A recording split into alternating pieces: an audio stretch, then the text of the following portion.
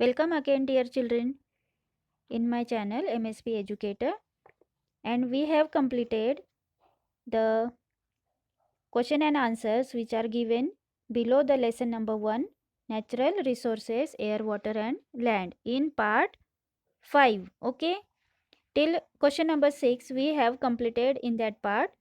Now, in part 6, we will continue from question number 7, answer in your own words. Okay, so in that first question is explain with the help of a diagram how soil is formed.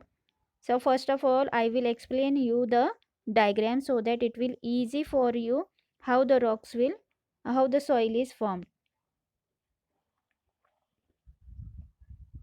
So big rocks, here rock is given to you, and the weathering of the cracks in the rocks will happen due to the heat, cold, wind and rain. Yes, and again due to microbes, action of the microbes and roots of the plants and rodents like rats and mice, all are the causes for the cracks in the rocks. Okay, and after cracks in the rocks, what will happen? The weathering or erosion of the rocks will start. Understood, everyone? Due to the action of all these things, the weathering and erosion of the rocks will start. Understood? And after that, the formation of a layer of soil will happen. Understood?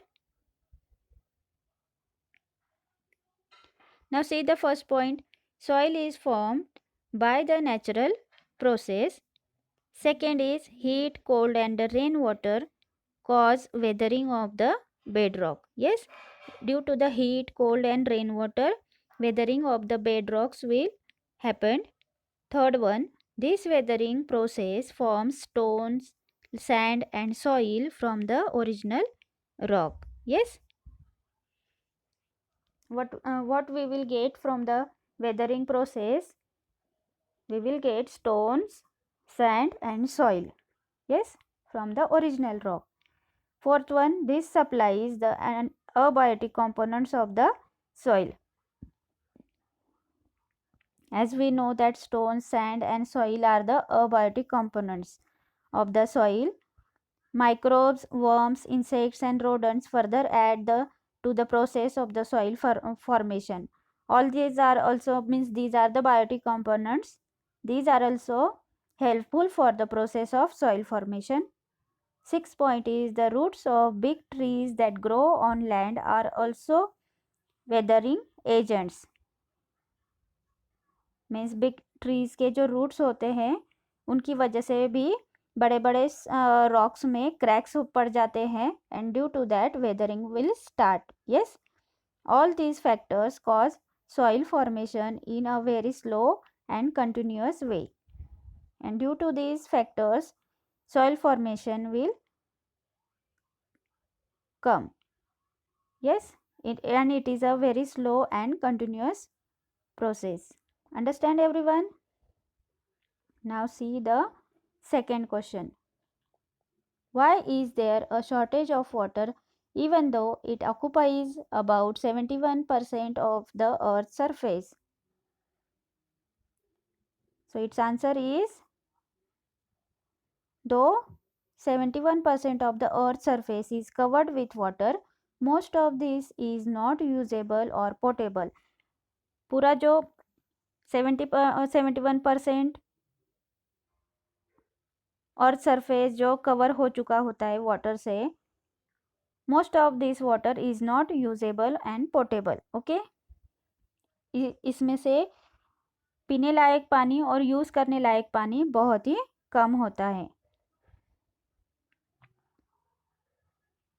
97% of this water is salty water of the sea, and this water cannot be used for agriculture or for drinking, cooking, etc. Understood, everyone?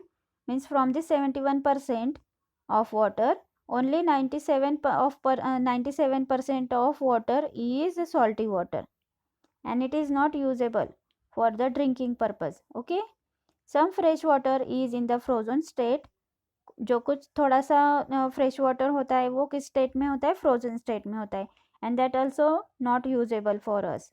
Due to tremendous increase in the population, the demand for water is also rising. As the population on the earth is increasing, the demand for water is also rising, right now? Due to global warming, there are droughts and this results in lack of water. Global warming की वजह से क्या होता है, drought, ये जो natural calamity होती है, दैट विल हैपन, मतलब सूखा पड़ जाता है, and this results in lack of water. Sixth one, due to all these reasons, there is always water shortage even though the 71% of Earth's surface is occupied by the water. ये जो ऊपर मैंने अभी आपको सारे रीजंस बताए, इन reasons की वजह से क्या हो जाता है, वाटर का शॉर्टेज हो जाता है. इतना सारा अमाउंट अर्थ सरफेस का जो अर्थ का जो सरफेस इतने सारे अमाउंट ऑफ वाटर से भरा पड़ा है, फिर भी पोटेबल वाटर का शॉर्टेज हो जाता है. Okay, now see third question. What are the various constituents of air, and write their uses. Yes, so first, in that first point are is different constituents of the air we are going to see first. In that first one is gases such as nitrogen, oxygen, carbon dioxide, nitrogen dioxide, sulfur dioxide. Yes, these are the constituents of air. Second one, inert gases such as argon, helium, neon, krypton, xenon, and one more is that is radon. Okay, these are the constituents of air. And third one is other inclusions such as water vapor, smoke, fog, smog, and soot, etc. All these also included in the constituents of air. Understood? Now see the second one, uses of the constituents of the air. Now we are going to study the uses of constituents of air. Okay, so first of all we will see the use of nitrogen gas. Nitrogen helps in building up proteins in the living organisms. It is a protein builder in living organisms. It is also used in the production of ammonia and also in the airtight packaging of the foodstuffs. Understood? Second one is oxygen. Oxygen is essential for respiration. जो हम सांस लेते हैं, बाहर छोड़ते हैं, उसके लिए भी ऑक्सीजन वेरी इसेंशियल होता है. That is called as respiration. And also for the combustion of all the substances, means whatever fossil fuels are there, for the combustion मतलब burning of the fossil fuels. Yes, combustion मतलब burning. Oxygen is helpful in the burning of fuels. Understood? Third one, carbon dioxide. Plants need carbon dioxide to perform photosynthesis. Means the photosynthesis process is the food production process for plants and it needs carbon dioxide. Okay, it also used in the fire extinguishers. वो आग बुझाने के लिए हम fire extinguishers use करते हैं. In that also carbon dioxide is used. Fourth one, argon. Argon is used in the electric bulbs. Everyone knows about the electric bulbs. सबके घर में electric bulbs होते हैं and argon gas is used in that electric bulbs. Next is helium gas. So helium gas is used for obtaining low temperature and for also for generating lift in airships. Airships में lift को generate करने के लिए भी helium gas का उपयोग किया जाता है. और कहाँ पे? It is used for the low temperature.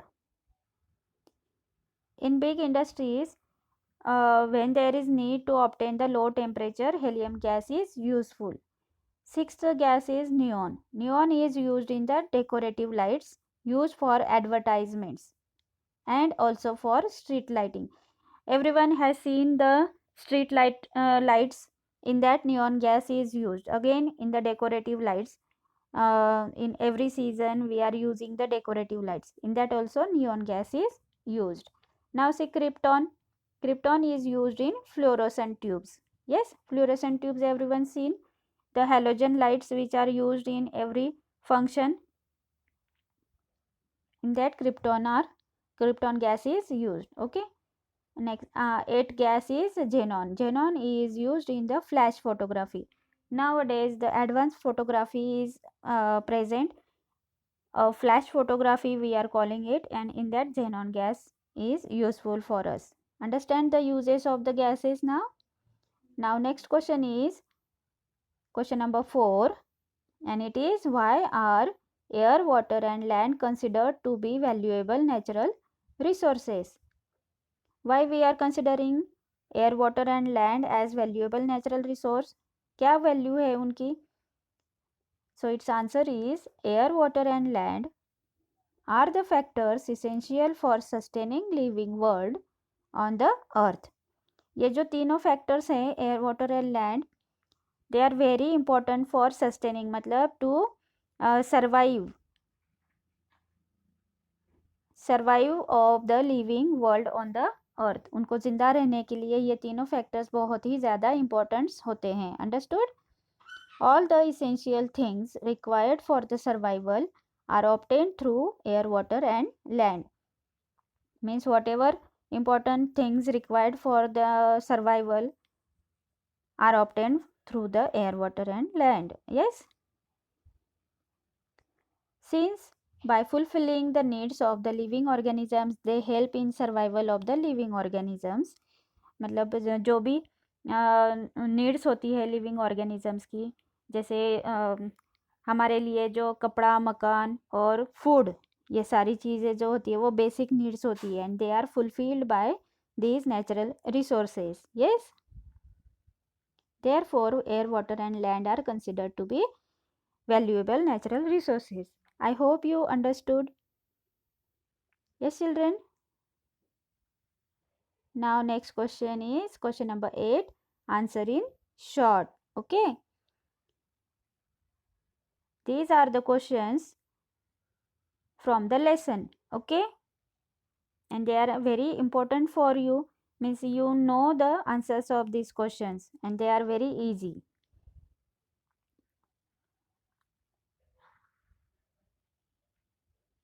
So first question is,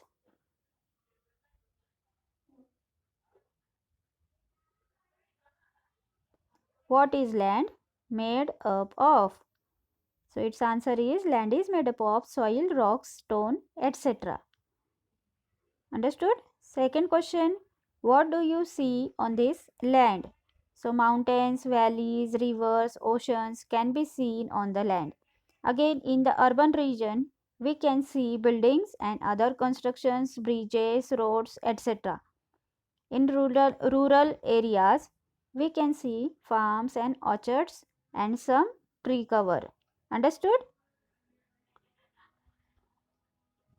Question number 3 now. What has man created on land? So man has created different types of shelters, roads for transport and agricultural farms on the land. Understood, children? Now see question number 4. If a deep pit is dug in the ground, what do you find there? So its answer is, we see different layers of soil if a deep pit is dug in the ground. Right now? Question number 5. Is land flat everywhere? So no. Land is uneven. It is not flat everywhere. At some places there are mountains and hills, while at some places there are valleys. Understood? Question number 6. Does man produce soil or land? So its answer is, man can artificially produce land by reclamation process. This is called as reclamation process. Understood? So one more question I have given you. What are the constituents of soil? Classify them as biotic and abiotic constituents. Okay? Soil के कौन से constituents होते हैं? Constituents मतलब घटक. So you are going to classify them into biotic and abiotic constituents. So in that first point is, the particles of soil, sand, rocks and stones, etc. are the abiotic constituents of soil. And in the second part, The biotic constituents are microbes, bacteria, unicellular protozoans, fungi, algae, small insects like ants and termites, worms, centipedes and millipedes, earthworms, etc. I think you all know about these organisms. Understand? Okay. It is very simple. Now see, what are the 5 layers of the atmosphere? The troposphere, stratosphere, mesosphere, ionosphere and exosphere are the 5 layers of the atmosphere. Understood, children? All these questions are from your lesson. Okay. Now see question number 9. It is also a very important question. In every exam, you have a question in your question paper, that is draw labeled diagrams. Okay. So which diagram you are going to draw here? So it is a layers of land. Okay. In your textbook, figure number 1.8, layers of land figure is given to you. So like this figure you are going to draw in your notebook and do the practice of it. Okay. And give the labels like this: bedrock, layer of soil and small rocks, immature soil, soil and humus. Like these layers you are going to show there. Understood? Second one is properties of the various gases in the air. This figure you are going to draw in the notebook. Yes. So see here, a blue part of this figure is shows of nitrogen gas, and that is 78% of the total mass of the gas. Okay. This maroon color is of oxygen gas and it is only 21%. Green color part is shown of argon gas, 0.9%. Then gray color, it is of other constituents of air such as dust particles, then smog, okay, and water vapor, like that parts constituents, and they are 0.07%.